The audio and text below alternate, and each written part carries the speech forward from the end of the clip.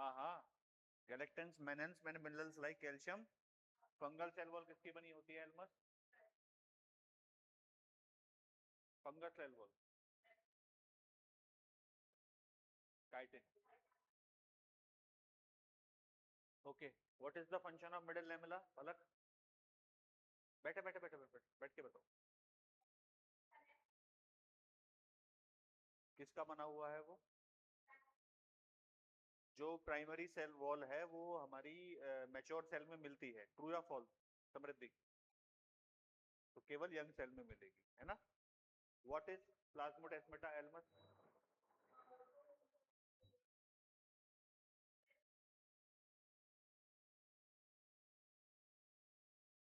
किसके बीच में कनेक्शन मेंटेन करता है वो? Two cytoplasm of the cell. ठीक है, ये अब हमने बात कर ली थी। तुम लोगों को तीनों पीडीएफ भेजनी है। फर्स्ट आज भेज दिए बेटा। वो एक्चुअली कल शाम को आई थी, तो मैं शाम को एक वीडियो रिकॉर्ड करने लग गया था, इसलिए जो नीरज सर के पास वो वीडियो रह गई थी, वो चले गए। ठीक है, मतलब वो पीडीएफ उनके पास आ गई थी, वो चले गए थे, तो इसलिए कर नहीं पाए थे। ठीक है, आज की तो हैंड टू हैंड ही हो जाएगी। और कुछ टाइम बाद हमारा जो रूम है क्लासेस का, वो भी एक तरीके से कंप्लीटली डन हो जाएगा। और जैसे ही रूम का मतलब एक फिक्स हो जाएगा, तो उसमें हमारा एक फोल्डर बनाएगा, वो डेली हम वहां से ले लेंगे अपने पीडीएफ को। चलो, तो बेटा क्विक रिवीजन में सब कुछ एक बार फिर से थोड़ा रिवीजन तुम्हें भी करना है और हमें। इधर इधर आ जाओ या इसके पीछे बैठ जाओ, मतलब एटलीस्ट स्पेस नहीं, इधर आ जाओ। ठीक है, तो भैया इंपॉर्टेंट बात थी प्रोकैरियोटिक सेल के बारे में। प्रोकैरियोटिक सेल में बोला कि भैया आउटर मोस्ट लेयर जो है वो ग्लाइकोकैलेक्स होता है, और जो ग्लाइकोकैलेक्सस में कितने लेयर मिलते हैं? कौन कौन से लेयर मिलेंगे?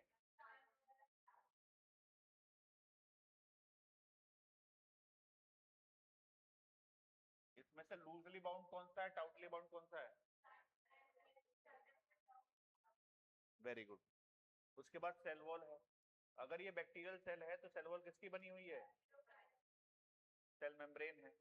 अच्छा, सेल वॉल सेल मेम्ब्रेन के बेसिस पर जो ग्राम है, वो दो टाइप के बैक्टीरिया बताते हैं, gram positive gram negative. Vaishnavi, gram positive और ग्राम नेगेटिव में क्या डिफरेंस है? Yes, which can't retain the stain is gram negative. Very good. Cell membrane, इसके एक्सटेंशन से दो स्ट्रक्चर बनते हैं, पहला बताओ। मीजोजोम। मीजोजोम किस चीज का बना हुआ है? Vesicles, tubules and lamellae, right? What is the function of mesosome? Cell division, respiration, very good, cell secretion, and it increases surface area. ठीक है, एज वेल। मीजोजोम। दूसरा था हमारा क्रोमेटोफोर्स। क्रोमेटोफोर्स। फिर तीन एक्सटर्नल अपेंडेजेस होते हैं भैया, एक पिलाई होता है, फिब्रे होता है, और एक फ्लैजिला होता है ना? फ्लैजिला के तीन part, basal body, hook, filament. Fimbriae का फंक्शन बताइए। अटैचमेंट में हेल्प करता है। पिलाई किस प्रोटीन का बना हुआ है? लिन प्रोटीन का बना हुआ है। Very good. अंदर आ जाइए, साइटोप्लाज्म। यस, न्यूक्लियोइड रीजन, है ना? Nuclear membrane. ठीक है, हर चीज को हाँ कर दो बस। प्रोकैरियोट में न्यूक्लियर मेम्ब्रेन होती है क्या? फिर न्यूक्लियर मेम्ब्रेन नहीं होती, समझ गए? तो मेम्ब्रेन से बनी हुई कोई ऑर्गेनेल है क्या? नहीं होगी। ठीक है, ये छोटे छोटे सर्कुलर डीएनए मॉलिक्यूल, प्लाज्मिड, निकुंज। प्लाज्मिड डीएनए जो है वो सेल्फ क्या बोल रहे हैं, सेल्फ रेप्लिकेटिंग है कि नहीं? इसमें एक स्पेसिफिक जीन बताओ जो इसमें मिलती है। एंटीबैक्टीरियल नहीं, एंटीबायोटिक। एंटीबायोटिक रेजिस्टेंट जीन मिलती है इसके अंदर, है ना? Very good. उसके साथ साथ हमें इसमें दिखाई देंगे राइबोसोम। कौन से टाइप के होते हैं राइबोसोम?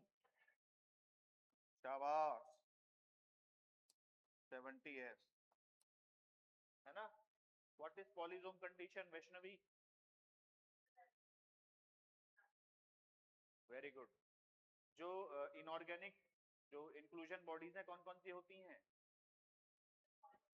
हाँ,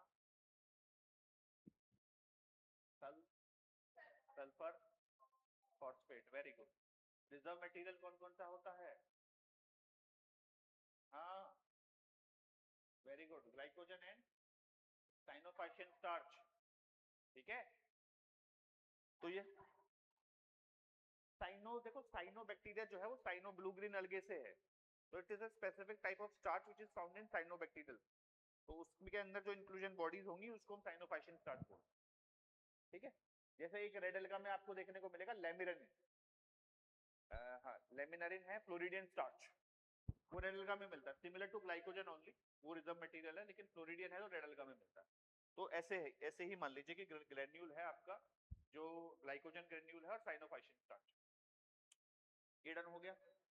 फिर सेल वॉल की भी बात हमने कर ली, यूकैरियोटिक ऑर्गेनिज्म के अंदर प्लांट सेल एनिमल सेल में क्या डिफरेंस होता है ये भी हमने डिस्कशन कर लिया। अब इसके बाद आज जो हमारी सबसे पहली ऑर्गेनिल होगी that is going to be the cell membrane. ठीक है, इसके बारे में बात करते हैं सेल मेम्ब्रेन के बारे में। तो देखो सबसे पहला पॉइंट है सेल मेम्ब्रेन के बारे में बेटा ये कि इसके हम डिटेल स्ट्रक्चर को जब हम पढ़ पाए, ठीक है, तो detailed structure after advancement in microscope, advancement in microscopy, microscopy का जब डेवलपमेंट हुआ इन 1950 1950 के बाद, तो हम सेल मेम्ब्रेन के स्ट्रक्चर को पूरा डेसिफर कर पाए। क्लियर? हमने स्टडी करी, study on human RBC, study on human RBC के सेल पर जब हमने स्टडी करी तो हमें क्या पता चलता है? हमें पता चलता है कि cell membrane is made up of, cell membrane is made up of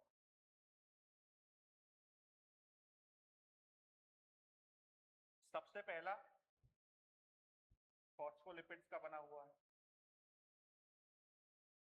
जब हमने ये देखा कि भैया आरबीसी के ऊपर जब हमने स्टडी करा ह्यूमन आरबीसी के ऊपर, तो हमें उसका स्ट्रक्चर के बारे में पता चला, हमें उसके स्ट्रक्चर के बारे में पता चला, ये भी पता चला कि वो किस किस मटेरियल का बना हुआ है। तो पहला मटेरियल निकल के आया कि भैया फॉस्फोलिपिड का बना हुआ है। दूसरी चीज किसकी बनी हुई है? दूसरा होता है वो प्रोटीन का। किसका बना होता है? प्रोटीन का। और तीसरा बना होता है कार्बोहाइड्रेट्स का, इसमें कार्बोहाइड्रेट्स भी होते हैं सेल मेम्ब्रेन पे। और चौथा है sir it also contain cholesterol.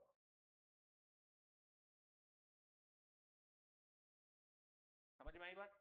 चार कंपोनेंट होते हैं जो सेल मेम्ब्रेन को मिलके बनाते हैं। ठीक है, फॉस्फोलिपिड, प्रोटीन, उसके बाद कार्बोहाइड्रेट, कोलेस्ट्रॉल। अगर आप ह्यूमन आरबीसी की बात करोगे, अगर मैं ह्यूमन आरबीसी के बारे में आपसे बात करूं, तो जो ह्यूमन आरबीसी है, इस ह्यूमन आरबीसी के अंदर हमें एक चीज मिली सर, इसके अंदर 52% तो प्रोटीन है, 40% इसके अंदर लिपिड है और 8% में इसमें लगभग कार्बोहाइड्रेट। आपको यही दो याद रखने हैं, 52 और 40। ह्यूमन आरबीसी में जिसमें स्टडी होती है, ह्यूमन आरबीसी के अंदर जो लिपिड टू प्रोटीन रेशियो मिलती है वो लगभग इतनी मिलती है। लेकिन ये जो प्रोटीन टू लिपिड रेशियो है ये वेरिएबल है। ऐसा नहीं कि भाई आरबीसी के अंदर आपको 52% प्रोटीन मिल गया, 40% लिपिड मिल गया, तो हर सेल के अंदर ऐसा ही मिलेगा, नहीं नहीं। Every cell to cell it differ and it is variable. so this protein to phospholipid ratio is variable बेटा, वेरिएबल। क्लियर होगी बात? अब सबसे पहली बात, जब इन कंपोनेंट का ये मिलके बना हुआ है, इसमें फॉस्फोलिपिड, प्रोटीन, ये कैसे कैसे फॉस्फोलिपिड वगैरह होते हैं तो उनके बारे में बात कर लेते हैं। तो बेटा सबसे पहले हम बात करते हैं फॉस्फोलिपिड के बारे में। किसके बारे में? फॉस्फोलिपिड के बारे में। ठीक है, जब फॉस्फोलिपिड को देखते हैं तो फॉस्फोलिपिड के अंदर दो चीज है। एक होता है आपके पास ग्लिसरॉल हेड, ग्लिसरॉल हेड। ये ग्लिसरॉल जो हेड है बेटा ये होता है polar, polar and it is basically hydrophilic. Hydrophilic होता है मतलब ये क्या होगा सर, ये वाटर लविंग होगा। वीडियो में सही आ रहा देखो एक बार सबकी, ठीक है, वाटर लविंग होता है। उसके बाद इससे सर दो फैटी एसिड की चेन जुड़ी हुई है। ये क्या है हमारा फैटी एसिड, फैटी एसिड। और इसी ग्लिसरॉल हेड से एक ग्रुप जुड़ा हुआ है जिसको बोलते हैं फॉस्फेट ग्रुप, फॉस्फेट ग्रुप। एक फॉस्फोलिपिड के अंदर लगभग ये एक ग्लिसरॉल हेड है, दो फैटी एसिड चेन है और एक फॉस्फेट ग्रुप। पॉइंट समझ में आ रहा? ये जो हमारा फैटी एसिड है इसके अंदर ये जो टेल्स है, फैटी एसिड टेल होती है एक्चुअल में, फैटी एसिड टेल, ये बेटा हाइड्रोफोबिक होती है, हाइड्रोफोबिक होती हैं and they are non polar. कैसी होती हैं? Non polar. ये वाला पॉइंट समझ में आ गया हम। अब उसके बाद अगर हम नेक्स्ट बात करें सर, इसमें जो प्रोटीन होता है, जो इसमें प्रोटीन, प्रोटीन के लिए हम नेक्स्ट पेज ही ले लेते हैं, ज्यादा बेटर रहेगा, राइट। जो प्रोटीन होता है, देखो याद करना, चार चीज का बना हुआ है फॉस्फोलिपिड, प्रोटीन, कोलेस्ट्रॉल और कार्बोहाइड्रेट। कोलेस्ट्रॉल यूजुअली यूकेरियोटिक्स के अंदर मिलती है, प्रोकैरियोट्स में नहीं मिलती, लेकिन तुम्हारे लेवल पर इंफॉर्मेशन याद नहीं रखोगे कोई दिक्कत वाली बात, ठीक है। फॉस्फोलिपिड के बारे में मैंने बताया कि उसमें एक ग्लिसरॉल का हेड होता है, दो फैटी एसिड की टेल होती है। हेड हाइड्रोफिलिक है, टेल हाइड्रोफोबिक होता है। फिलिक और फोबिक में तुम्हें मतलब पता ही है, फिलिक मतलब वाटर लविंग, फोबिक मतलब वाटर हीटिंग। अभी मैं इनका तुम्हें अरेंजमेंट भी बता दूंगा, ये अरेंज कैसे हो, ठीक है। फिर हम नेक्स्ट बात करते हैं सर प्रोटीन की। जो प्रोटीन अपने को मिलता है सेल मेम्ब्रेन के अंदर on the basis of ease of extraction, on the basis of ease of extraction, ये दो टाइप का होता है, ठीक है। पहला है पेरिफेरल प्रोटीन, पेरिफेरल प्रोटीन। अभी जो पेरिफेरल प्रोटीन्स होते हैं बेटा, they are found on the inner side and outer side of cell membrane, cell membrane, ठीक है। मतलब एक सेल मेम्ब्रेन का जब स्ट्रक्चर बताऊंगा तो हमें ये देखने को मिलेगा कि जो हमारा इसमें बेसिकली आप पहले ये भी समझो, आप इसमें एक पॉइंट ऐड कर दें तो ज्यादा बेटर रहेगा फॉस्फोलिपिड के अंदर, कि जो फॉस्फोलिपिड होता है सेल मेम्ब्रेन में, वो जब मिलता है तो it is found as a bilayer, है ना। तो it is present in form of, present in form of phospholipid bilayer. ये बात हमने एड ऑन कर ली, यहाँ पर काफी हो जाएगा। अब उसके बाद देखना कि सर पेरिफेरल प्रोटीन जो फॉस्फोलिपिड बाइलेयर के बिल्कुल दोनों तरफ प्रेजेंट होगा, found on the inner side and outer side of phospholipid bilayer.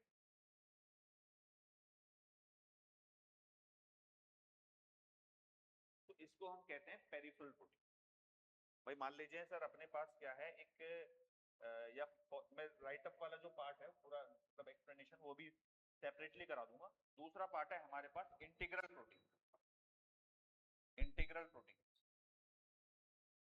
Integral protein. तो इनको निकालना ज्यादा आसान है, ठीक है, तो ये पेरिफेरल है। इनको निकालना सेल मेम्ब्रेन से ज्यादा मुश्किल है, तो ये इंटीग्रल। अभी जब इंटीग्रल प्रोटीन्स होंगे तो जो ये वो हैं जो हमारे फोस्फोलिपिड बाइलेयर के अंदर चले जाते हैं। और जब ये अंदर जाते हैं तो वहां भी दो कैटेगरी हो सकती है, या तो पार्शियली अंदर जाएंगे या कंप्लीटली अंदर जाएंगे, ठीक है। तो integral proteins found with in, found with in phospholipid bilayer,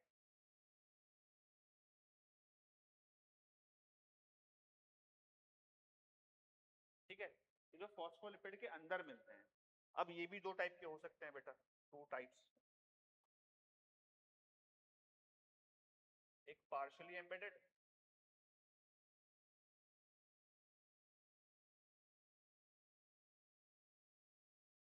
and completely embedded। तो मेन कंपोनेंट दो ही हैं, दो के बारे में ही तुम्हें याद रखना है। एक तो आपका फॉस्फोलिपिड हो गया, ये वाला मैंने बताया कि फॉस्फोलिपिड को अगर देखोगे तो सर उसमें glycerol, polar hydrophilic fatty acid tail है। और दूसरा हमारे पास प्रोटीन होते हैं। प्रोटीन दो प्रकार का, पेरिफेरल प्रोटीन और इंटीग्रल प्रोटीन। जब इसको स्ट्रक्चर वाइज अपन देखते हैं तो यहाँ पर सबसे पहले आपको क्या मिलेगा, एक बेटा फॉस्फोलिपिड बाइलेयर मिल जाएगा। क्या मिल जाएगा? फॉस्फोलिपिड बाइलेयर मिल जाएगा। इस फॉस्फोलिपिड बाइलेयर में जब तुम देखोगे तो बाहर की तरफ आपको मिलता है ग्लिसरॉल का हेड। क्या मिलेगा? ग्लिसरॉल का हेड मिलेगा। तो ये है आपका ग्लिसरॉल हेड। क्योंकि ये ग्लिसरॉल हेड हमारा हाइड्रोफिलिक होता है, इस मेम्ब्रेन के इस तरफ भी वाटर एक्वेस एनवायरनमेंट होगा और इस तरफ भी एक्वेस एनवायरनमेंट होगा। भाई आप मान लीजिए कि आपके पास एक इमेजिन करो ये सेल है, राइट? तो सेल के अंदर साइटोप्लाज्म है और सेल के बाहर जो है टिश्यू फ्लूइड है, तो दोनों तरफ पानी है। तो फॉस्फोलिपिड बाइलेयर जो है, इसका जो ग्लिसरॉल हेड है वो हमेशा वाटर को फेस करता है। कारण क्या है? बिकॉज ये हाइड्रोफिलिक है। जो अंदर फैटी एसिड टेल है, ये वाला जो हमारा सेक्शन है, ये हाइड्रोफोबिक होता है बेटा, हाइड्रोफोबिक है ना, और इसीलिए ये पानी से हमेशा दूर चला जाता है। तो फॉस्फोलिपिड का बाइलेयर का जो अरेंजमेंट है वो ऐसे हो जाएगा, यानी कि ये अगर आप पूरा देखोगे तो this is something known as phospholipid bilayer. Phospholipid bilayer.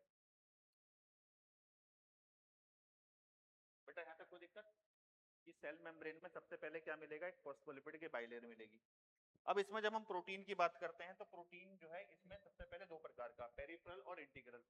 Peripheral protein की बात कर लो सर, एक लेयर मिलेगी यहाँ पर, एक लेयर मिलेगी लगभग यहाँ तक। ये दोनों जो लेयर होती है सर, ये किसकी होती है? Peripheral protein. पेरिफेरल प्रोटीन जो इस फॉस्फोलिपिड लेयर के आउटसाइड एंड इनसाइड मिलता है, पेरिफेरल प्रोटीन। फिर एक अपने पास प्रोटीन का लेयर होगा सर जो मिलेगा इनसाइड, इस फॉस्फोलिपिड बाइलेयर के अंदर मिलेगा। अब अंदर जब मिलता है तो वहां भी दो कंडीशन है सर, या तो कंप्लीटली अंदर मिल सकता है या पार्शियली। मतलब आप ऐसे समझो सर, यहां से कुछ प्रोटीन जो है वो बाहर की तरफ निकले हुए हैं, ठीक है, और कुछ प्रोटीन ऐसे हैं सर जो कंप्लीटली एम्बेडेड है इसके अंदर। तो ये हो गया भैया हमारा पार्शियली एम्बेडेड प्रोटीन। ये हो गया कंप्लीटली एम्बेडेड प्रोटीन। तो इन्होंने क्या बना दिया? पूरा एक सेल मेम्ब्रेन बना, बेसिक स्ट्रक्चर। बोलो कोई दिक्कत? तो सबसे पहले दो तीन पॉइंट सर, 1950s में जब एडवांसमेंट हुआ हमारी साइंस के अंदर, स्पेसिफिकली हमने स्ट्रक्चर डिटर्मिनेशन साइंसेस का, माइक्रोस्कोपी का सब एडवांसमेंट हुआ, तब हम इसके डिटेल स्ट्रक्चर को डेसिफर कर पाए हैं। ये बना किसका हुआ है? ये फॉस्फोलिपिड का, प्रोटीन का, कोलेस्ट्रॉल का और कार्बोहाइड्रेट का बना हुआ है। स्टडी हुई ह्यूमन आरबीसी के ऊपर, तो वहां से हमें इसके बारे में पता चला। ह्यूमन आरबीसी में देखा कि 52% तो प्रोटीन है, 40% लिपिड है। लेकिन ये जो रेशियो होती है सेल टू सेल डिफर करती है। Variable protein to lipid ratio है सेल टू सेल, और जो इनका अरेंजमेंट होता है लगभग वो यही होता है। यहाँ तक कोई दिक्कत है? सेल मेम्ब्रेन का जो जनरल स्ट्रक्चर है वो बेटा यही होता है। Is that clear enough? अब उसके बाद हम नेक्स्ट बात करते हैं कि सर इसका हमारा एक स्ट्रक्चर होता है। जरा यहाँ देखिए आप, इसको एनसीईआरटी अगर आप रीड करोगे so you will definitely find the something like this only. The detailed structure of the membrane was studied only after the advent of electron microscope in 1950s, है ना? Meanwhile, chemical studies on the cell membrane, especially in human RBC, enabled the scientists to deduce the possible structure of plasma membrane. पहला point.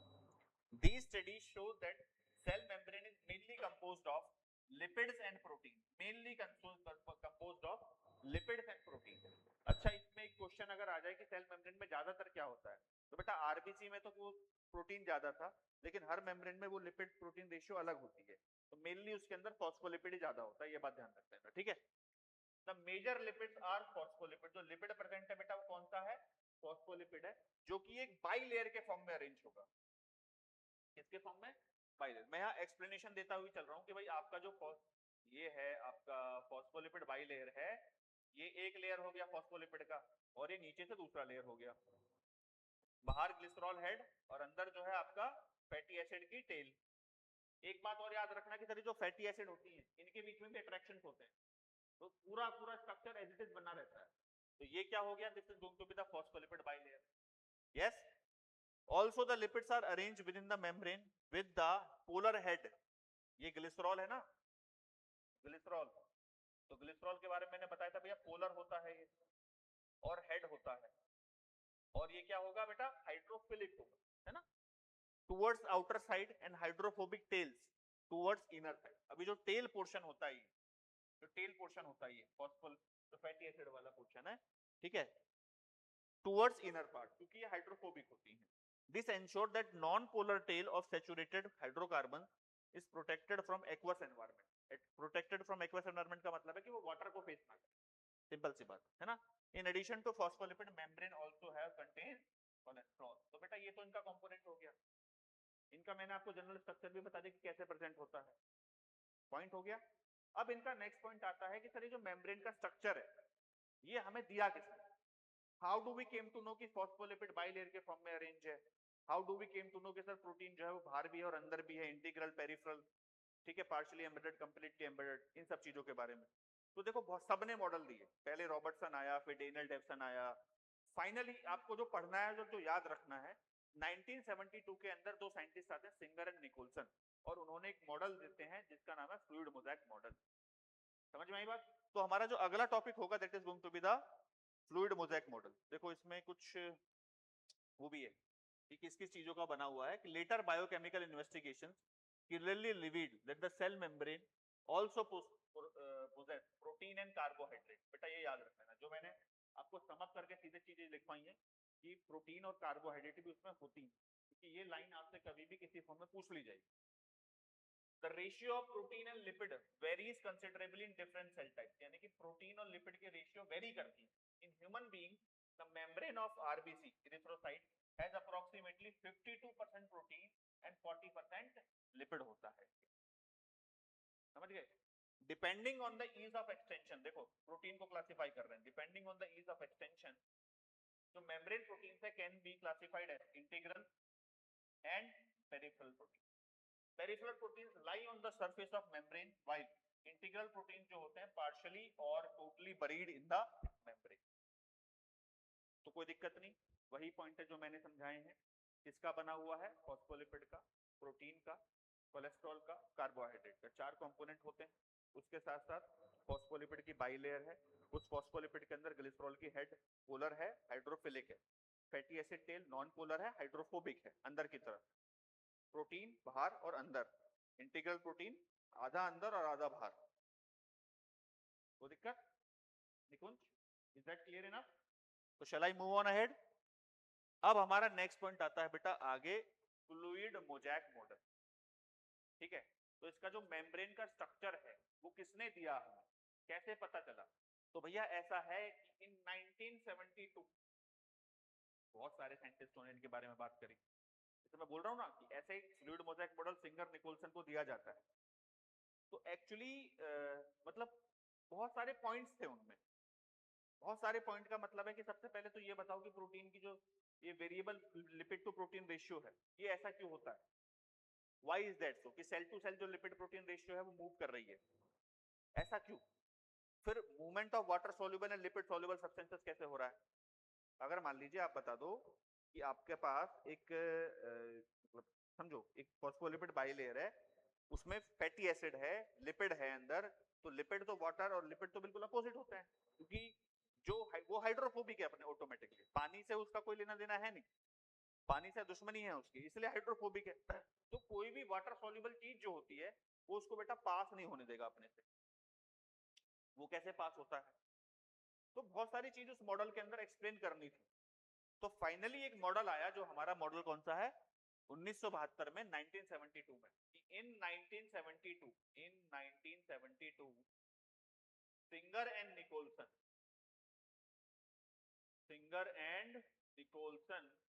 explained fluid mosaic model of cell membrane। तो बेटा ध्यान रहे, किसने दिया था?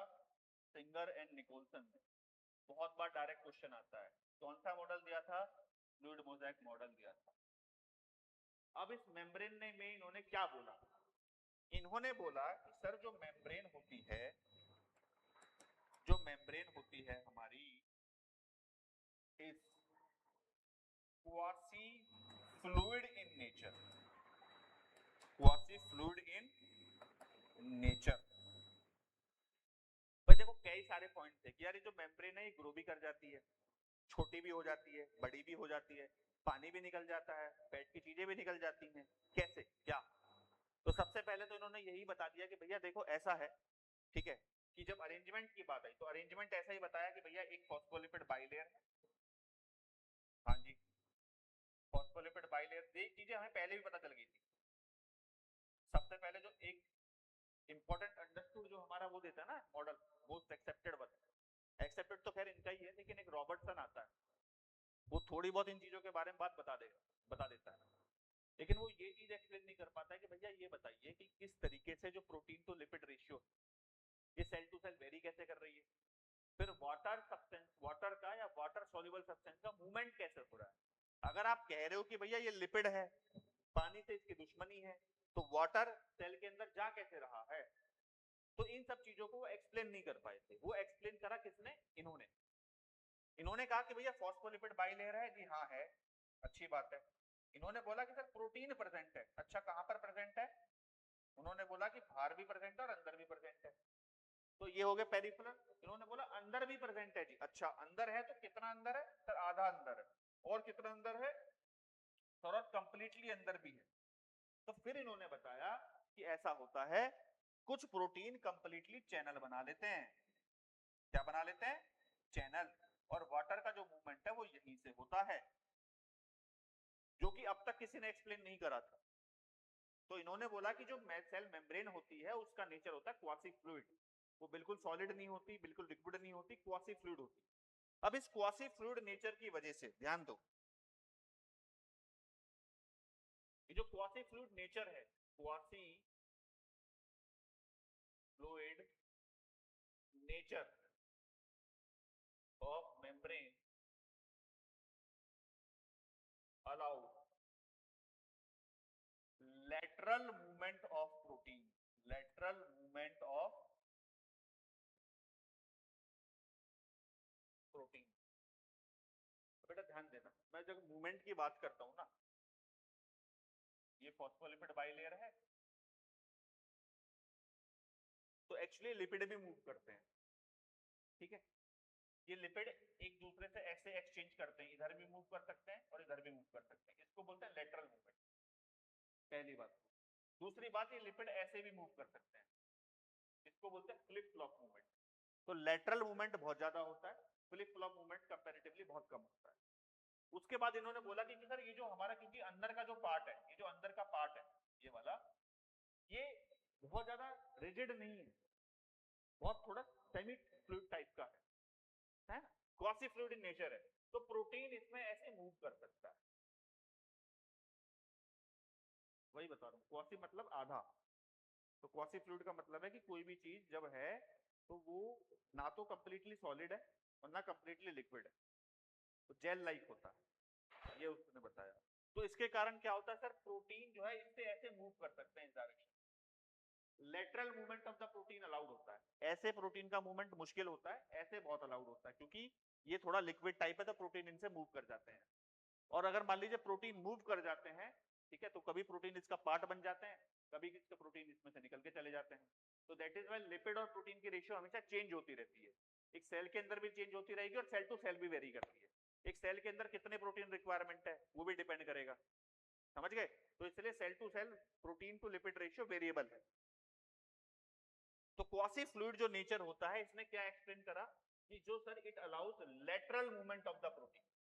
इसीलिए कुछ राइटर कहते हैं कि जो ये क्या बोलते हैं, proteins are iceberg, iceberg floating in sea of ice, floating in sea of phospholipid. उन्होंने बोला कि फॉस्फोलिपिड को आप एक समुद्र मान लो और आइसबर्ग्स को मान लो प्रोटीन, तो ऐसे वो फ्लोट कर रहे हैं उसके अंदर और वो मूव कर रहे हैं चारों तरफ। पॉइंट समझ में आई?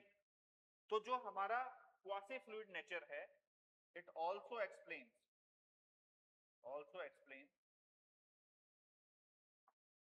Number 1 cell growth, number 2 formation of intercellular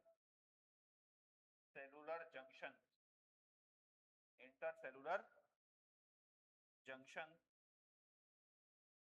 number 3 cell secretion, cell division,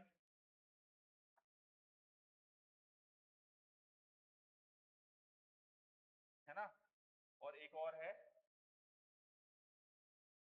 एक और होगा सेल एंडोसाइटोसिस, यस एंडोसाइटोसिस,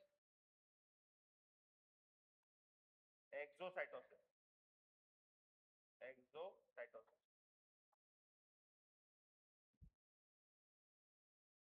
समझ में आ रही बात, नहीं आ रही?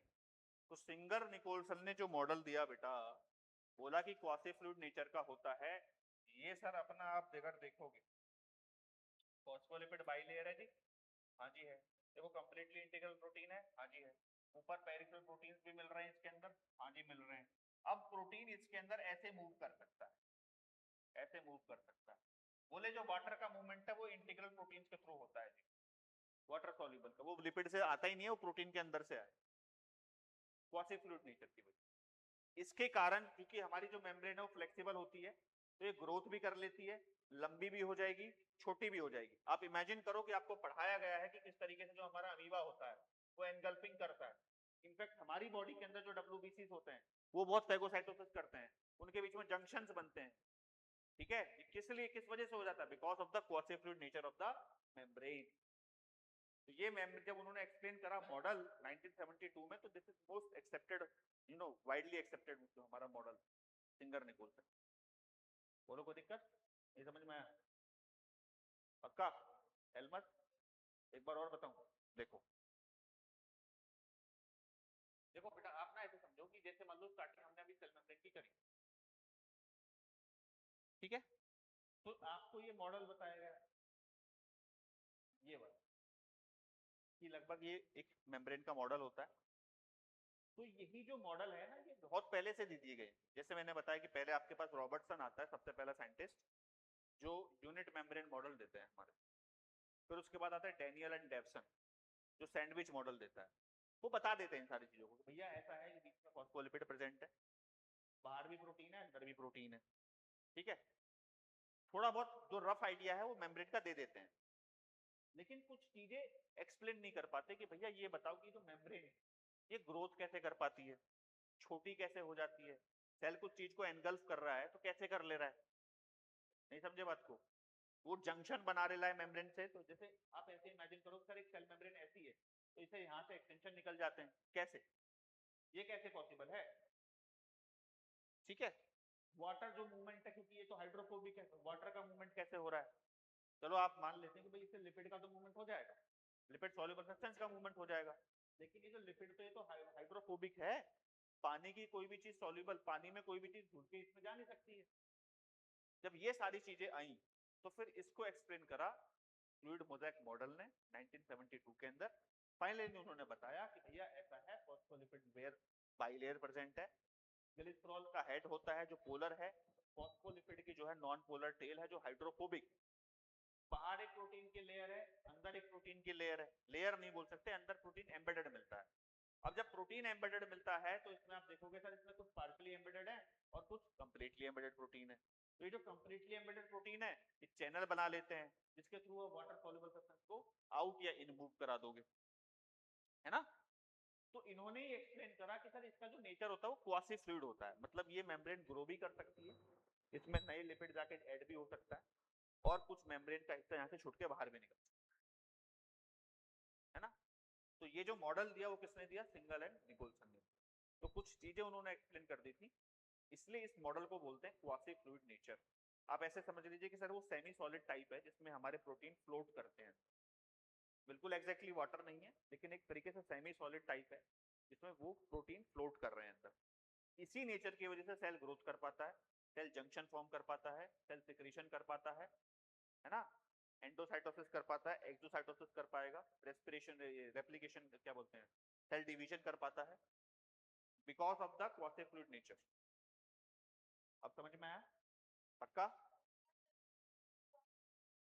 बेटा वेरिएबल नेचर में ऐसे समझ लो कि सेल टू सेल, मान लो आप ह्यूमन आरबीसी की बात कर रहे हो, मैं कोई और सेल ले लूं डब्ल्यूबीसी, तो आपसे ये पूछें कि भैया ह्यूमन आरबीसी के अंदर तो 52% प्रोटीन है, 40% जो है वो आपका लिपिड है, तो क्या यही परसेंटेज आपका डब्ल्यूबीसी में मिलेगा? तो आंसर इज नो। इसी को बोलते हैं variable lipid to protein ratio. Reason होता है लिपिड का मूवमेंट और प्रोटीन का मूवमेंट। तो प्रोटीन और लिपिड आपस में मूव करते रहते हैं और depending upon the requirement of the cell, protein अलग अलग मात्रा में प्रेजेंट होता है सेल मेम्ब्रेन के, किसी को ज्यादा चाहिए किसी को कम चाहिए, ठीक है। चलो, तो ये हमारा पॉइंट हो गया क्लियर। तो जरा एक बार इसका ये मॉडल देख लो, फ्लूइड मोज़ेक मॉडल। देखो ये फ्लूइड मोज़ेक मॉडल का ही डायग्राम है ना, और ये रहा। इसके बाद आएगा हमारा next topic, that is the transport across membrane. तो अब देखिए बेटा इस पॉइंट में, an improved model of the structure of cell membrane was proposed by Singer and Nicholson। Singer and Nicholson कहा कितने टाइम में, 1972 के अंदर। Widely accepted as fluid mosaic model, है ना। According to this quasi fluid nature of the lipid, देखो ध्यान से, quasi fluid nature of the lipid enables lateral movement of the protein, मतलब प्रोटीन ऐसे मूव कर सकते हैं, ऐसे मूव कर सकते हैं within the overall bilayer। This ability to move within the membrane is measured at its fluidity, मतलब वो कितना फ्लेक्सिबल लेयर है ताकि प्रोटीन उससे मूव कर जाए। Clear? Fluid nature of the membrane is also important from the point of view of functions like cell growth, formation of intercellular junctions, cell secretion, endocytosis, cell division, etc। ये सारे function अगर cell membrane perform कर पाती है तो because उसका nature quasi fluid होता है, उसमें फ्लूइडिटी होती है, that is why it is able to perform it. बोलिए, कोई दिक्कत आ रही है? पक्का? सिंपल कंपोजिशन समझना है, फॉस्फोलिपिड बाइलेयर है, बाहर प्रोटीन अंदर प्रोटीन, अंदर जो प्रोटीन है वो partially embedded completely embedded, quasi fluid nature का होता है। क्वासी फ्लूइड नेचर की वजह से प्रोटीन का लेटरल मूवमेंट होता है, सेल ग्रोथ होती है, इंटरसेलुलर जंक्शन बन जाते हैं, सेल सिक्रेशन इसी की वजह से होता है ना, सेल डिवीजन इसी की वजह से होता है। किसने दिया ये मॉडल? 1972 में सिंगर निकोलसन ने दिया जी, ठीक है। ये देखो यही है बेटा। चलो एक बार क्विकली रिकॉल करा दूं कि क्या क्या तुम लोगों को पढ़ाया है। तो सबसे पहला पॉइंट ये कि इसमें एक वर्ड जोड़ लेना, इलेक्ट्रॉन माइक्रोस्कोपी का।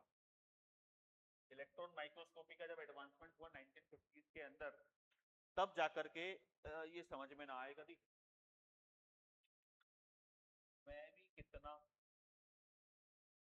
पागल आदमी। 1950, बस फिर गलती हो गई।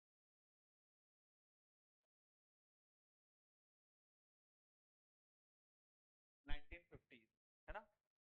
स्टडी ऑन ह्यूमन आरबीसी पे पता चला cell membrane is made up of phospholipid, है ना, प्रोटीन, कार्बोहाइड्रेट, कोलेस्ट्रॉल। भैया फॉस्फोलिपिड ह्यूमन आरबीसी पे जब स्टडी करी तो पता चला 52% प्रोटीन है, 40% लिपिड है। Protein to phospholipid ratio variable होती है, ठीक है। एक second, and vary from cell to cell.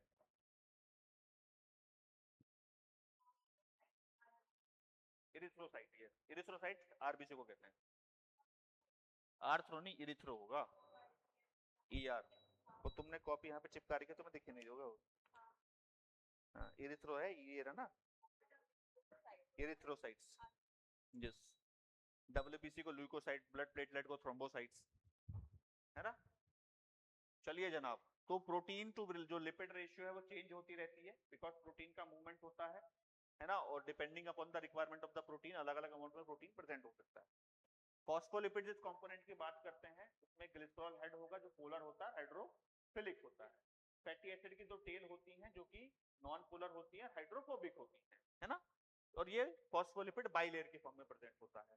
फिर उसके बाद हम बात करते हैं सर नेक्स्ट प्रोटीन के बारे में, कि प्रोटीन किस ईज पे एक्सट्रैक्ट हो सकता है, हम कितनी आसानी से उसको निकाल सकते हैं। उसके बेसिस पर दो टाइप में प्रेजेंट होता है, पेरिफेरल और इंटीग्रल।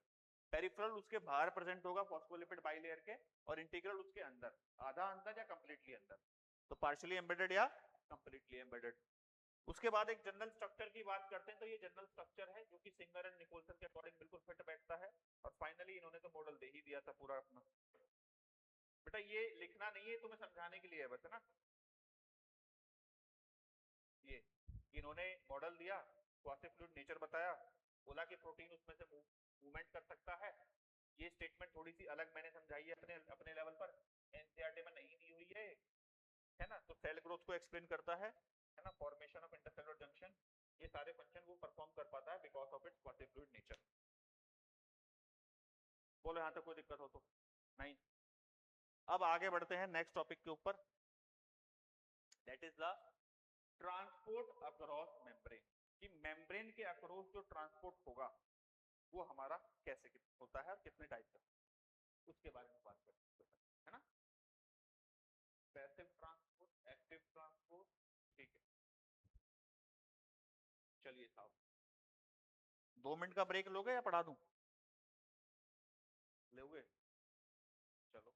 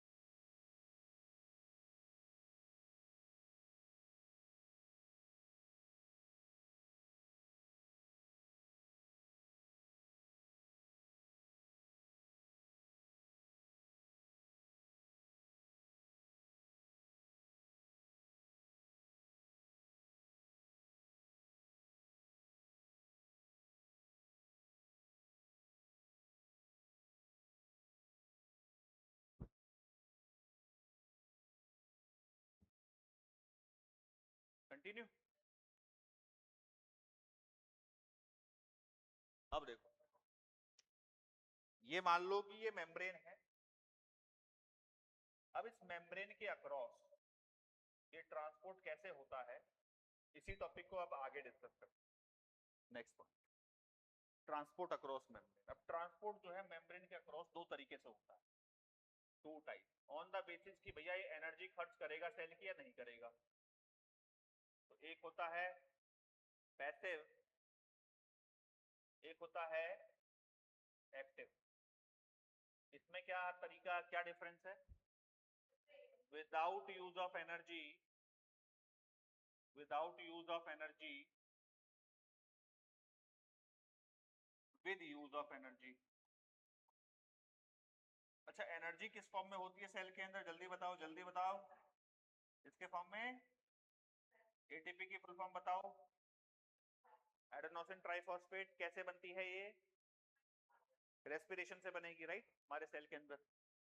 तो जो एनर्जी का इस्तेमाल कर ले, ठीक है, तो वो एक्टिव ट्रांसपोर्ट है बेटा। जो एनर्जी का यूज ना करे वो हमारा है पैसिव ट्रांसपोर्ट। अब सबसे पहले हम बात करते हैं हमारे ट्रांसपोर्ट प्रोसेस की, यानी कि पैसिव ट्रांसपोर्ट। तो एक बात तो क्लियर होगी, पैसिव मतलब without any use of energy. और एक बात इनके अगर और भी मेंशन कर ले,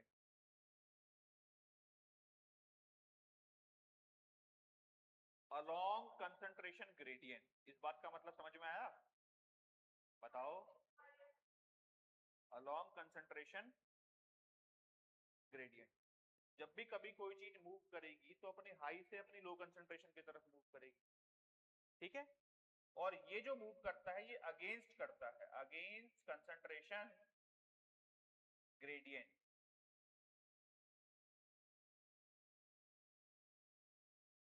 ठीक है भाई। निकुंज ध्यान दे रहा है सोने, मतलब नींद आ रही है? पक्का? कुछ भी पूछ लूंगा मैं, उठा के देख लियो। हाँ जी। तो अब डिस्कस करते हैं बेटा पैसिव ट्रांसपोर्ट के बारे में। तो पैसिव ट्रांसपोर्ट में एक बार मैं, हाँ ऑस्मोसिस दिया हुआ, तीन टाइप का होगा। सबसे पहला एक टाइप होता है बेटा जिसको बोलते हैं डिफ्यूजन। क्या होगा? डिफ्यूजन। फिर एक टाइप होता है जिसको बोलते हैं फैसिलिटेटेड डिफ्यूजन, फैसिलिटेटेड डिफ्यूजन। और फिर एक टाइप होगा जिसको अपन बोलेंगे ऑस्मोसिस। ठीक है। डिफ्यूजन की जब बात आती है तो सिंपल समझना, कोई भी चीज जब अपनी हाई कंसंट्रेशन से, अब क्योंकि हम सेल मेम्ब्रेन पढ़ रहे हैं तो आप प्लाज्मा मेम्ब्रेन ही बनाना जरूरी है। लेकिन एक बात समझ लेना कि इसमें प्लाज्मा मेम्ब्रेन हो ये जरूरी नहीं है, ये नॉन लिविंग सिस्टम में भी हो जाएगा, है ना। पानी में तुमने वो नील डाल देते हैं ना, पूरे में फैल जाता है, वो डिफ्यूजन ही एक तरीके का। तो नॉन लिविंग सिस्टम के अंदर भी हो जाएगा ये। लेकिन कोई भी चीज अगर किसी सब्सटेंस की कंसंट्रेशन हाई है, हाई कंसंट्रेशन, यहाँ पर लो कंसंट्रेशन, तो ये मूव कर गया। इस प्रोसेस को सिंपल बोलते हैं डिफ्यूजन। गैसेस का एक्सचेंज होता है किसके माध्यम से होता है? डिफ्यूजन के, है ना। तो सिंपल एग्जांपल जो है गैसेस एक्सचेंज लिख दो।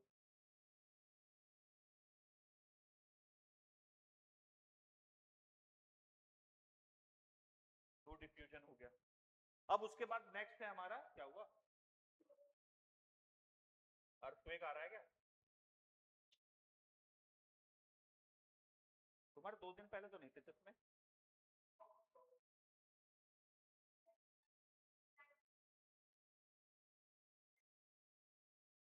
See, how does it work?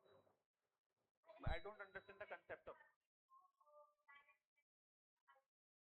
so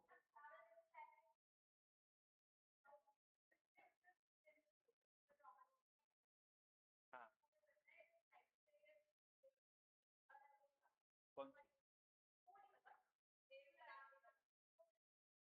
कौन सा लेंस होता है? Blue lens.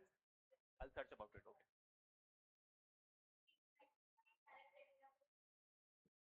चलिए, अब ये जो हमारा प्रोटीन, ये जो प्रोसेस है इसको समझो। यहाँ पर क्या है बेटा? ये प्रोटीन होते हैं। क्या होते हैं? प्रोटीन। इनको बोलते हैं कैरियर प्रोटीन, या ये प्रोटीन पूरा चैनल प्रोटीन भी हो सकता है अंदर पूरा ऐसे, ये भी प्रोटीन हो सकते हैं, ये कैरियर प्रोटीन हो गए, ये चैनल प्रोटीन हो गए। अब कोई भी चीज अपनी हाई कंसंट्रेशन पे है, कंसंट्रेशन कैसी हाई, यहाँ कंसंट्रेशन कैसी लो, तो यहाँ से यहाँ मूव करके, अच्छा ये उल्टा भी हो सकता है, ऐसे समझ लेना है ना। जब इसमें प्रोटीन इन्वॉल्व हो जाए, जब प्रोटीन इन्वॉल्व हो जाए लेकिन एनर्जी यूज नहीं हो रही है, तो उसको बोलते हैं फैसिलिटेटेड डिफ्यूजन। ठीक है, तो इसके बारे में 2 पॉइंट बेटा, प्रोटीन इन्वॉल्व, अब लेकिन पैसिव है तो इसका मतलब एनर्जी तो उसके अंदर होगी ही। अब अपने आप खुद ही बुद्धि लगाओ कि केवल इस ट्रांसपोर्ट के लिए हमें लिविंग सिस्टम चाहिए कि नहीं चाहिए, बिल्कुल, क्योंकि प्रोटीन तो लिविंग सिस्टम के अंदर ही मिलेगा।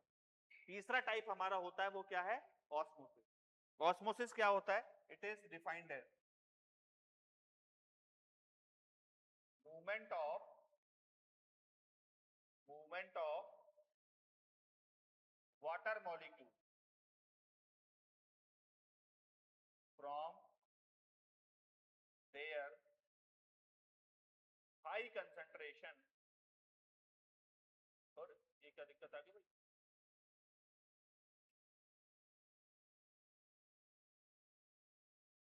To their low concentration across semi permeable membrane। समझे बात को, अब से पहले पढ़ रखा है ऑस्मोसिस की नहीं, वेरी गुड, हाँ, तो यही वही ऑस्मोसिस है ना। तो इसको भी मैं 2 टाइप में क्लासिफाई कर दूंगा, तो 3 जो हमारे प्रोसेस होते हैं, diffusion, facilitated diffusion and osmosis, ये हमारा क्या हो गया, पैसिव ट्रांसपोर्ट। इसमें छोटा सा तुम लोग पॉइंट समझ लो, दैट इज ऑस्मोसिस। अब ऑस्मोसिस तुम्हें पहले से ही पता है सर क्या होता है, एक इसमें सेमी परमेबल मेम्ब्रेन है, 2 सॉल्यूशन है सेपरेटेड बाय दो दैट मेम्ब्रेन। अब एक सॉल्यूशन हाइपोटोनिक होगा, एक सॉल्यूशन हाइपरटोनिक होगा। ये टोनिसिटी का कांसेप्ट पता है तुम्हें, हाइपरटोनिक हाइपोटोनिक, पक्का नहीं पता, हाँ सॉल्यूशन, हाँ नहीं, चलो ऐसे समझ लो कि you have a solution, 2 solution, solution A और सॉल्यूशन बी। अब एक सॉल्यूशन को मैं बोलूंगा हाइपरटोनिक और एक को मैं बोलूंगा हाइपोटोनिक। किस बेसिस पे बोल सकता हूं बेटा, अगर मान लीजिए दोनों सॉल्यूशन की सेम वॉल्यूम है, दोनों के अंदर 1-1 लीटर हमारा कंसंट्रेशन है, अब इस 1 लीटर सॉल्यूट के अंदर पूरा मान लीजिए 400 ग्राम सॉल्ट है, और इस 1 लीटर सॉल्यूट के अंदर मान लो 200 ग्राम सॉल्ट है, वॉल्यूम सेम है सॉल्यूशन की, लेकिन इसमें सॉल्यूट कंसंट्रेशन ज्यादा है। जिसमें सॉल्यूट कंसंट्रेशन ज्यादा होगी उसको बोलते हैं हाइपरटोनिक, और जिसमें सॉल्यूट कंसंट्रेशन कम होगी उसको बोलेंगे हाइपोटोनिक। वैसे इसकी एक्चुअल डेफिनेशन होती है कि amount of solute dissolve per unit solvent, per unit volume of the solvent, कि एक यूनिट वॉल्यूम पे कितना सॉल्यूट आ रहा है। लेकिन उसकी मैं पूरी डिटेल में नहीं जाऊंगा, सिंपल भाषा में समझ लो कि सर ये हाइपरटोनिक है, ये हाइपोटोनिक है। अब ऑस्मोसिस में जो वाटर का मूवमेंट होता है, that is from hypo to hypertonic, हमेशा हाइपो टू हाइपरटोनिक। अब इस बेसिस पर जो हमारा ऑस्मोसिस है बेटा, वो 2 टाइप का हो सकता है लिविंग सेल के केस में, endo osmosis and exo osmosis. इसको समझो, आपके पास एक सेल है, इस सेल, इसके आसपास हाइपोटोनिक सॉल्यूशन है, अंदर हाइपरटोनिक है, तो वाटर कहां से मूव करेगा, सेल के अंदर। जब वाटर सेल के अंदर मूव करा तो इसको क्या बोलेंगे, endo osmosis, movement of water into the cell. ठीक है, एंडो मतलब अंदर। एक्सो ऑस्मोसिस कैसा होता है सर, उल्टा कर दो, है ना, यहां पर हो गया सॉल्यूशन हाइपरटोनिक, अंदर हो गया हाइपोटोनिक। अब जो वाटर का मूवमेंट है वो बाहर की तरफ हो, जब वाटर का मूवमेंट सेल से बाहर हो जाए तो उसको क्या कहते हैं हम, उसको क्या बोलते हैं, exosmosis, movement of water out of the cell. ये पॉइंट क्लियर हुआ, बोलो कोई दिक्कत, ठीक है, यानी कि कलर बता दो कोई बढ़िया सा, ये वाला ले लो, सब ले लिया। Movement of water into the cell. फिर ये वाला क्या है, movement of water out of cell, इसको बोलेंगे ऑस्मोसिस। तो बेटा ध्यान दे, तीन जो हमारे प्रोसेस होते हैं ट्रांसपोर्ट के, डिफ्यूजन, फैसिलिटेटेड डिफ्यूजन, ऑस्मोसिस, क्या है, पैसिव ट्रांसपोर्ट। ऑस्मोसिस दो प्रकार का हो सकता है, endo osmosis and exo osmosis, वो मैंने अगले पेज पे करा, है ना। अब अगला ट्रांसपोर्ट हमारा आता है, that is the active transport. अगला क्या आएगा, एक्टिव। अब एक्टिव में एक सिंपल सी बात है बेटा, ध्यान से सुनना, इसमें दो तरीकों से होता है। एक होगा थ्रू पंप, थ्रू पंप। अब पंप क्या है, pump are protein in membrane which utilize ATP and transport substances from low concentration to their high concentration।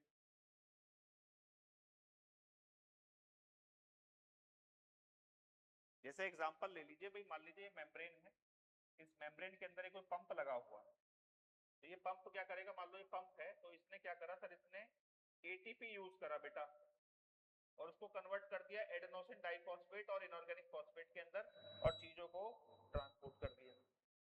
इसका रिप्रेजेंटेशन देख भी दिया हुआ था, देखो पीछे ये रहा, बेहतरीन तरीके से एनर्जी यूज कर रहा है और ट्रांसपोर्ट कर रहा है। समझे नहीं समझे, ठीक है। तो एक्टिव ट्रांसपोर्ट हो गया भाई। अब एक तो थ्रू पंप हो रहा है, इसमें दूसरी कैटेगरी आती है हमारी, उसको बोलते हैं बल्क ट्रांसपोर्ट। क्या बोलते हैं, बल्क ट्रांसपोर्ट। मतलब एटीपी का यूज हो रहा है, लेकिन चीजें इंडिविजुअल तरीके से नहीं जा रही है ना। जैसे यहां पर तुम बहुत सारे एग्जांपल अगर देख लो,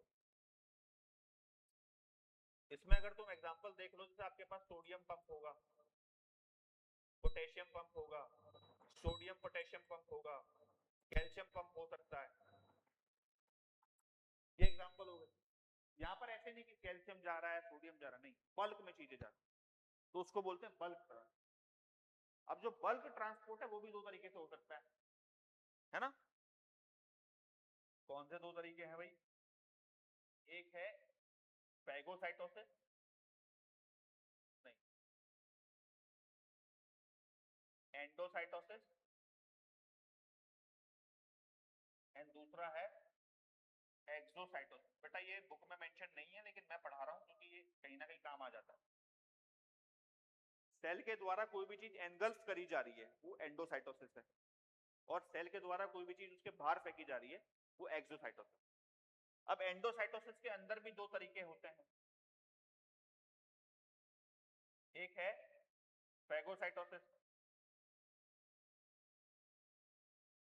और दूसरा होता है पाइनोसाइटोसिस। ये क्या है, engulfing of, very good, solid food. Amoeba जो करता है ना बेटा, वो क्या करता है, फैगोसाइटोसिस करता है, मतलब वो सॉलिड फूड को एनगल्फ करता है। उसमें क्योंकि मेम्ब्रेन इन्वॉल्व हो रही है, और मेम्ब्रेन का जो एक्सटेंशन और शॉर्टिंग होती है ना, वो वेसिकल, वो एटीपी उसमें खर्च होता है हमेशा, प्रोटीन का मूवमेंट होता है उसमें, एटीपी लगता है, तो ये एक्टिव ही हो गया एक तरीके से, है ना। तो एनगल्फिंग ऑफ सॉलिड फूड, और ये हो जाएगा मेरा बेटा engulfing of liquid food, engulfing of liquid food. बोलो कोई दिक्कत। एक्सोसाइटोसिस का मूवमेंट मतलब है movement out of the cell.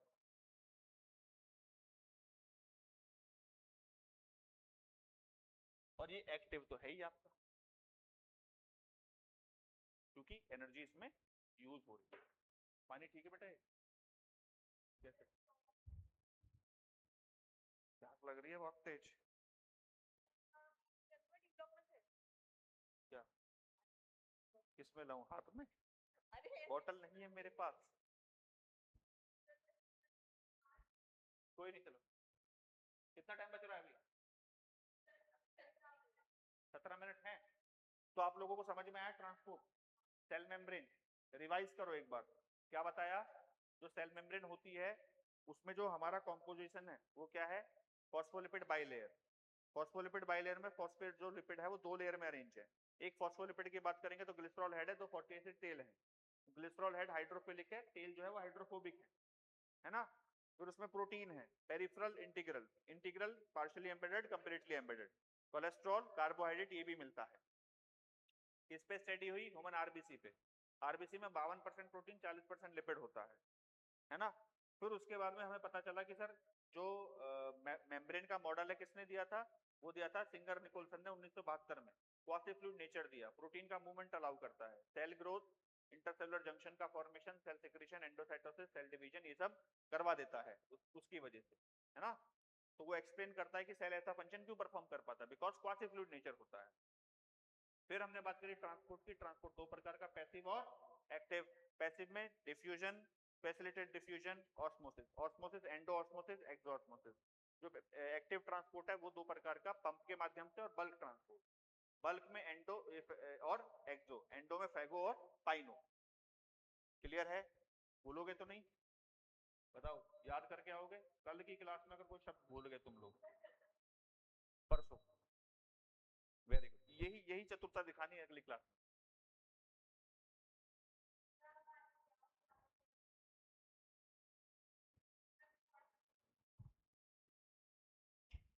कहाँ है? तो लेके आया करो ना यार।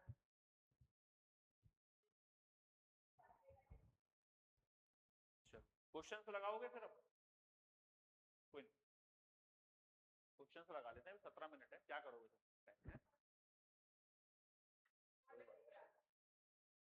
चलो बॉटल ले आओ, उसमें 2 मिनट का ब्रेक ले रहे हैं।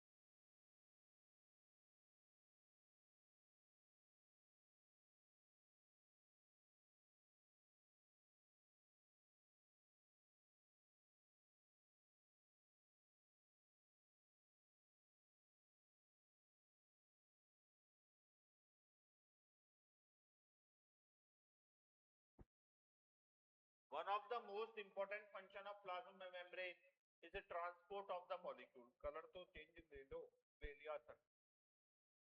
The membrane is selectively permeable. ये तो शायद बता दिया था, नहीं बताया? अगर नहीं बताया तो ऐड कर लो कि जो membrane है वो selectively permeable होती है ना? तो selectively permeable with respect to transport to some molecules presented on either side of it. Many molecules can move briefly across the membrane without any requirement of energy, and this is called passive transport. Neutral solutes may move across the membrane by the process of simple diffusion along the concentration gradient from high concentration to lower. So simple diffusion wala point aa gaya. Water may also move across this membrane from higher to lower concentration. Movement of water by diffusion is known as osmosis wala aa gaya. As the polar molecules cannot pass through the non-polar, यानी कि जो water soluble substances उनकी बात चल रही है, cannot pass through non-polar lipid bilayer, they require a carrier protein of the membrane to facilitate their transport across the membrane. Few ions or molecules are transported across the membrane against their concentration gradient. देखो यहाँ पर नाम नहीं लिखा है, लेकिन ये जो पूरा शब्द है ना, ये वाला, ये facilitated diffusion वाला point है पूरा यहाँ, है ना? ये वाली जो लाइन है, ये वाली, ये फैसिलिटेटेड डिफ्यूजन के बारे में बताया हुआ है. ठीक है? A few ions or molecules are transported across the membrane against their concentration gradient from lower to higher concentration, low to high concentration. तो इसको क्या बोलेंगे? Active transport. Example potassium sodium pump. ये एनर्जी डिपेंडेंट है. अब इसमें जो bulk transport है वो मेंशन नहीं है, लेकिन वो होता है एंडोसाइटोसिस, एक्सोसाइटोसिस. हाँ आ जाता है, दिखाऊं कैसे आते हैं? नहीं देखो, वो ओवरऑल तुम्हारे सिलेबस का हिस्सा है, तो वो अंडरस्टैंडिंग तुम्हें होनी चाहिए फेगोसाइटोसिस और पाइनोसाइटोसिस क्या मतलब है. क्वेश्चन कैसे आते जरा देखो, इस बात को देखो. ये देखो क्वेश्चन, ये देखो इसको. Which type of substance would face difficulty to pass through cell membrane? अब देखो ध्यान से सुनो, ये फॉस्फोलिपिड बाइलेयर है, अंदर है लिपिड. ठीक है? तो जो लिपिड में सॉल्युबल होगा, जिससे लिपिड की यारी होगी वो तो चला जाएगा, जिससे लिपिड की दुश्मनी होगी वो नहीं जाएगा. लिपिड की दुश्मनी किससे है? पानी से है. पानी से डरता है लिपिड. तो देखो, वुड फेस डिफिकल्टी, यस, ये है कंसेप्ट. एक कड़ी से कड़ी मिलाई, ताल से ताल मिलाई तो बनता है म्यूजिक, कड़ी से कड़ी मिलाई तो बनता है कंसेप्ट. अब आगे आ जाओ. Mismatch. Large central vacuole animal cell, methanogen prokaryote, gas vacuole green bacteria, protist eukaryote. बताओ. क्योंकि इसमें ये प्लांट सेल के अंदर होता है भैया. इसमें आ जाओ, मैच करो सेंट्रोमियर. देखो तुम्हें याद रखना, सेल मेम्ब्रेन का पॉइंट बताओ. सेल मेम्ब्रेन का क्या होगा? सेल फॉस्फोलिपिड बाइलेयर हो जाएगा. ठीक है? तो देखो ये एक में ही है, यही लग जाएगा पूरा. क्रिस्टे का माइटोकॉन्ड्रिया है, टीलियम का जो है वो सेल मूवमेंट है, और सेंट्रोमियर का सेल डिवीजन. जिनको नहीं पता वो आगे पढ़ेंगे. ऐसे मत समझना कि टेंशन में आगे इनको कैसे पता, हमने नहीं ये पढ़ लिए थे ब्रिज कोर्स में, इसलिए आंसर दे. ठीक है? आगे, select the correct statement from following regarding cell membrane. बताओ.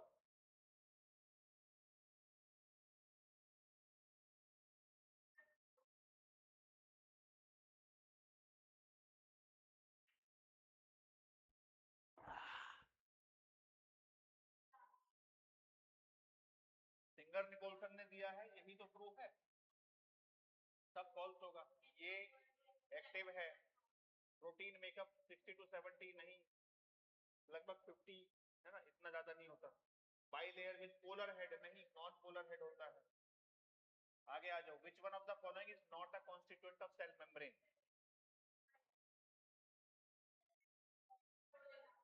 प्रोलीन नहीं, क्योंकि ग्लाइकोप्रोटीन ग्लाइकोलिपिड होते हैं उसके अंदर. तो प्रोलीन क्या है? प्रोलीन एक अमीनो एसिड होता है, वो नहीं मिलेगा. In the fluid mosaic model of plasma membrane, layer is non-polar and hydrophilic. Polar layer is hydrophobic. Phospholipid form a bimolecular layer in the middle part. Proteins form a middle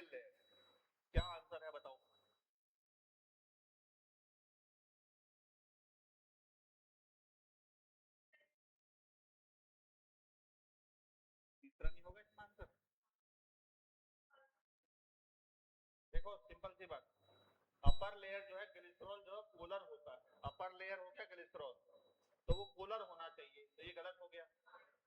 polar layer जो है वो glycerol होना चाहिए, glycerol hydrophilic है, तो ये गलत हो जाएगा, है ना। तीसरा क्या है, phospholipids form a bimolecular layer in the middle part, यही ठीक है वैसे तो, प्रोटीन मिडिल पार्ट फॉर्म करते हैं, गलत बात। Thin amorphous and cementing layer between two adjacent cells. Yes, very good. Middle lamella. Amorphous मतलब जो powdery like होता है. Which one of the following structure between two adjacent cells is an effective transport pathway? Yes, plasmodesmata. Cytoplasmic connection maintain करता है, वो movement कराता है उनके बीच में. Middle lamella is composed of, पक्का, very good. Which of the following cell wall comes early and disappear gradually in the life of plant? Primary wall, जब सेल मैच्योर होता है तो ये हट जाती है. समझ रहे हो क्वेश्चन को देखकर कॉन्फिडेंस बिल्ड हो रहा है, नहीं हो रहा? देखो नींद आ रही है. हाँ. Find out the incorrect statement. Middle lamella is mainly made up of calcium pectate, सही है गलत? सही है ये तो. Cell wall is formed from inner side, therefore secondary cell wall formed before primary wall. Secondary wall primary wall से पहले बनती है,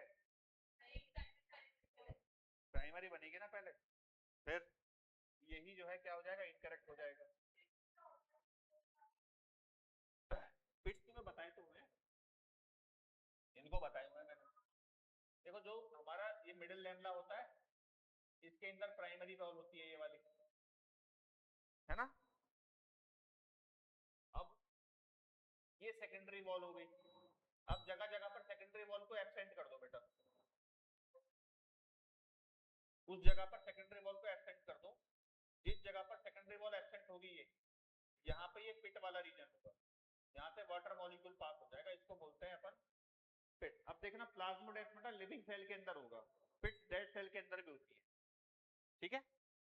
present in secondary wall, true है, सेकेंडरी वॉल में ही होती है बेटा, क्योंकि ये सेकेंडरी वॉल वाला रीजन होगा जहां पर वो प्रेजेंट होगा. आगे होमवर्क, होमवर्क क्या होगा, रिवाइज, रिवाइज, ठीक है, रिवीजन करके आना है अत्यंत लेवल पे. चलो.